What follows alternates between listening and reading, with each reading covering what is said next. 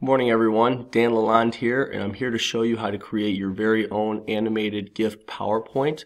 This has been a huge success at the elementary school that I did last year, and I think it'd be a great way for you to integrate some technology into your PE program. Now at first this is going to seem very difficult, but I'm creating this video here with step-by-steps on how you can create your own. Very quickly, I'm going to show you one of the slides that I created over at Lincoln. As you can see, I've got a few of these Pokemon on here, but you'll see that some of them will appear, they'll move around, and it really makes it fun and engaging for your students. So I'm going to play from just a certain slide right here, so you can kind of see what it's all about, and then I'll get into how it is made. So you'll see that these Pokemon will appear, disappear, move around, and it's a really great throwing activity for your students. And I like to tell them the story that the school is under attack from the Pokemon and they have to save them. So how you run your activity is up to you, depending about your size and students and all that good stuff. But this is just a really fun way for them to get to do this. So as you can see, everything is automated. I'm not clicking anything.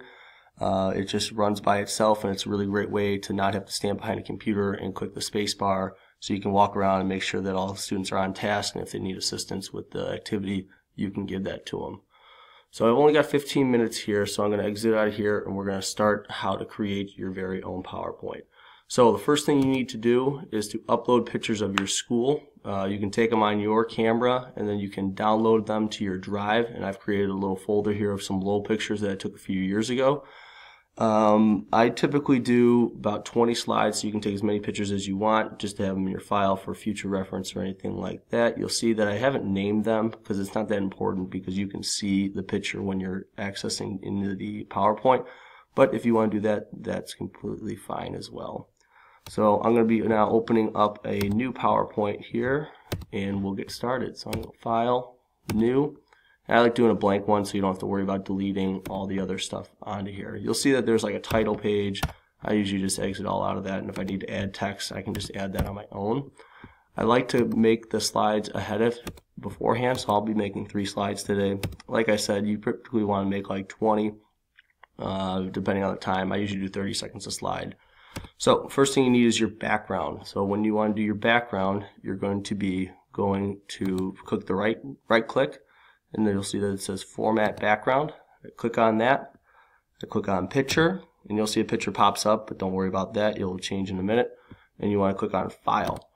So you'll see that I already have my Lowell pictures queued up here, but you'll be able to find them in your desktop right here, and you'll see the file name. So I'll click on that.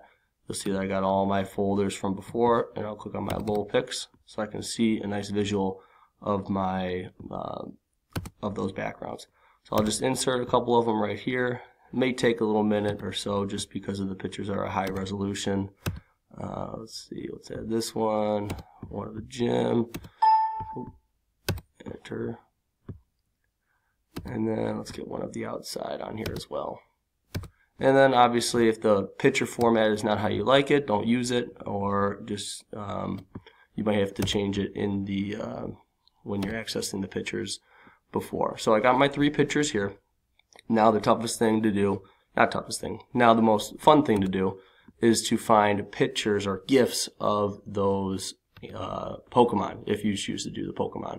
So I've already Googled a couple of them here, and this is kind of a really big aspect of creating these Pokemon GIFs, is that they have to be transparent. What I mean by that is that you may see on when you click a few that there's just a plain white background. Now if I were to add that one into my presentation, so I'm going to copy and then paste it in there, sometimes it might not show up, and that's a problem because then it's not there. Other times when you do ones that have that white background there too, you'll see the white background on the picture, and it's kind of just visually unappealing. So you really want to find ones that have these checkered patterns in the background, so that you would obviously right click, copy, go to your slides, right click, paste, and you'll see that it shows up with no background at all. So let me get a few of them on here just to help us out. This one, don't even know who you are. And it can be stressful, but if you find a nice file of transparent GIFs, you can obviously save them for future references as well. Let's see if we can find another one for us here. Oh, that one's pretty cool. click on here, right click, copy paste. So typically I get all of them in there at once just so I see what I have. I like doing 3 of them, but obviously you can do more or less. It's just a good way to kind of change it up for the students, and they get to see the Pokemon that they like. And so now if I were to press slideshow view from the beginning, you'll see that they pop up and that they're generally moving around. But for some students, you know, you want to have a little bit more action for them. So if you saw the one that I previously showed you, there was movements. Some of them appeared halfway through, and that's what I'm going to get into right now. So to do all that, you're going to be starting to add animations, and you can go crazy with these animations because they just have so many options for you to do.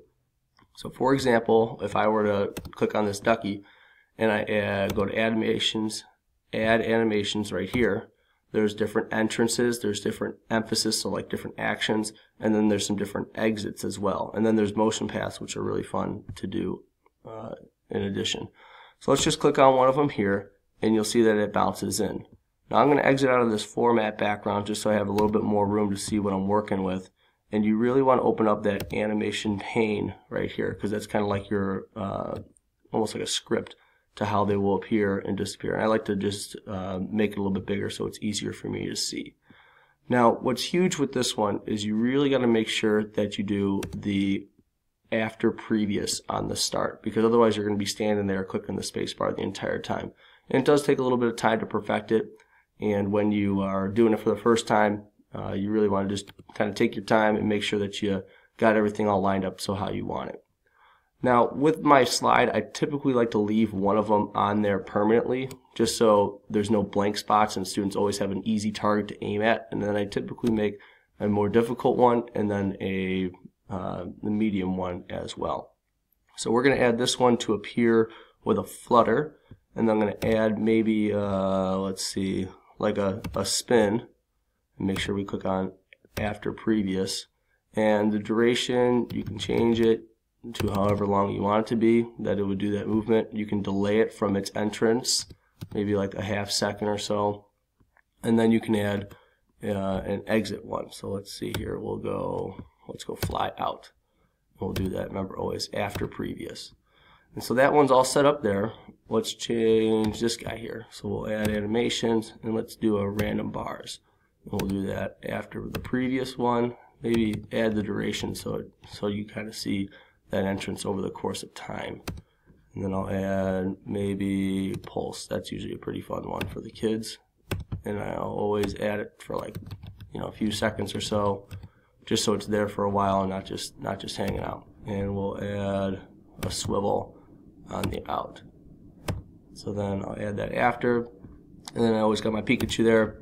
And let's say at the end we want to make the Pikachu do some loops and then leave. So we'll do that one. Remember, always after previous. And then let's add an exit one for our Pikachu as well. So let's add, let's see, the fade one. We'll do that after previous, of course. Duration 1 second. And now let's give it a try here. Okay, so after every time we get one going, we always want to just kind of see how it's looking. So I'm going to go from slideshow, play from beginning, and you'll see that they're popping in, they're moving around, and then eventually that little ducky will leave, and then our new guy will show up, and he'll fade, he'll get more bright, and then eventually spin and get out of there. And there's our Pikachu movement, and that's the end of our slide. So you could do that over the course, and I did say I was going to do a few slides, but just because of time constraints I can only do 15 minutes on this. I'm going to just kind of move on to another aspect that is important so you're not standing around clicking there. So to get transitions from slide to slide without having to click, you need to go to transitions. And with your transitions, you'll see that there is a slide right here that says advanced slide, and it says on mouse click. You don't want it to be on the mouse click because then you'll actually have to be clicking it. So I usually unclick that and I add the time of where my last slide is. So you'll see that he leaves at about 18 seconds. So I'm going to slide all the way up to 18 seconds. And then if you want to add cool like transitions, like random bars for the beginning of the slide, or like the curtain one is pretty fun for the kids because it's kind of like an entrance. Let's see where it's at. There it is. and we don't want to do the duration of that very long, so maybe like 1 second. So now let's give it a try here, and you'll see that it'll change now to the next slide. So we'll go play from beginning. Got the curtains going, and we're off and running. Kids are throwing at the targets with the arm balls, whatever you'd like. You can do it with partners, you can do it individual, you can do small stations of this as well. And you'll see that after a few seconds, you'll have those new guys moving in, moving out, and then we will transition to our next slide right there. So that covers pretty much everything. I know that there's probably going to be hiccups along the way, so I'm going to try to make a few other videos for just kind of like quick ones that you can understand if you have any problems. Those little videos can help you rather than watching this full 10-12 minute video. Other than that, I wish you the best of luck with this. Oh, one more other thing. It's really fun to do with before holidays. So I've done stuff for Halloween, for winter break, for different things like that, and it's been a huge success for my class at the elementary school level. Hopefully this helps you out. Obviously, I'm here to answer any questions that you guys will have with this, and other than that, have a great day.